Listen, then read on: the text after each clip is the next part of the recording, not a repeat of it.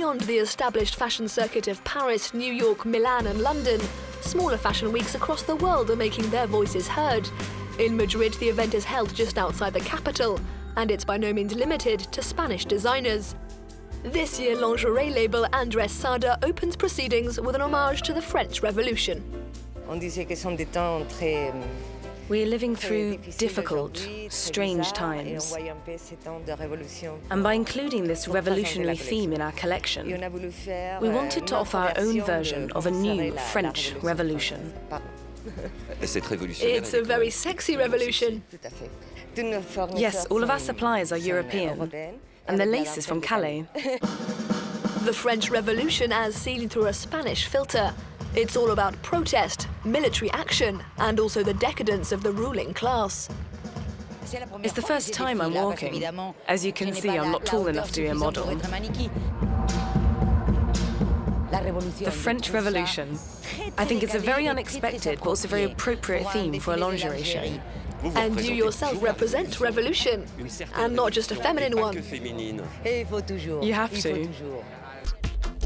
One of fashion's jobs is to interpret and digest what's going on in the wider world.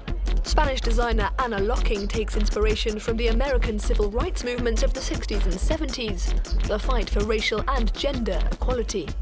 Now with Donald Trump or the Brexit and another thing that happened in the politics in the world, I think that it's time now to complain about the same things that 60 years ago. You know, when the utopia is individual, it's a dream, but when the utopia is together, it's real. Maybe sometimes it's real. Boasting labels as impressive as Balenciaga, Paco Rabanne and Nina Ricci, Spanish fashion has always impressed. Although these days the country's arguably better known for its world-class fast fashion outlets like Zara and Mango. We have so many designers, so much creativity. Spain is a very creative country. The only thing that's missing right now is an ability to turn that creativity into successful businesses. On the sidelines of the shows, there's a sponsorship village where the public can meet the event's financial backers, chief among them Mercedes-Benz. The Spanish branch of the German company bought the rights to Madrid's Fashion Week for an undisclosed sum. One element of our global strategy is to appeal to younger clients. Mercedes-Benz is of course internationally renowned, but it's true that without these catwalk shows, we would never have had as much access to the younger market.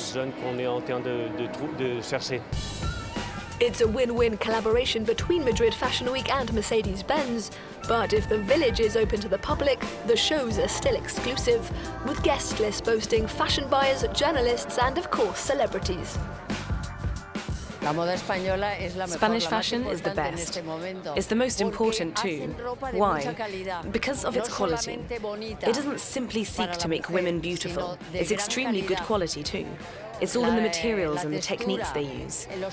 Spanish fashion is extraordinary. Fashion label Devota and Lomba fuses classic masculine material with modern lines. Do they think there's something different about Spanish fashion? Yes and no. Let me explain. We are of course conditioned by the colour of this country, by the light, the culture, the traditions. But fashion today is all about globalization. That's why I say yes and no.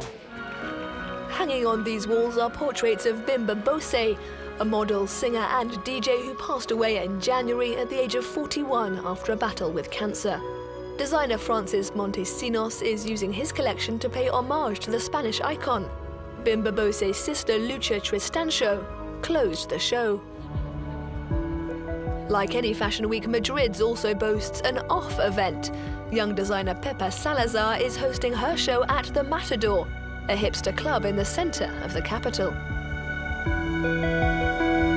I think it's a really strong woman with character, but the mix of materials and the patterns and the twisted forms you have to really believe in what you're wearing.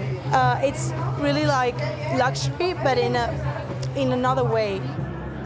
Also at the Matador, the latest collection from international star of Spanish fashion, Palomo Spain. Designer Alejandro Gomez's clothes, created with the support of Pedro Aldmodovar, are an unbridled celebration of fashion. People say I do fashion as much as politics.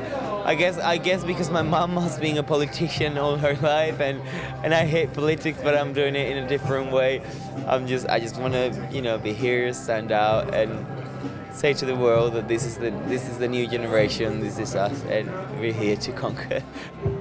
The collection is in many ways an homage to the Movida movement that sprung up in the 80s after the death of the country's dictator, General Franco. And maybe that's the specificity of Spanish fashion. Art as a means of tackling taboo.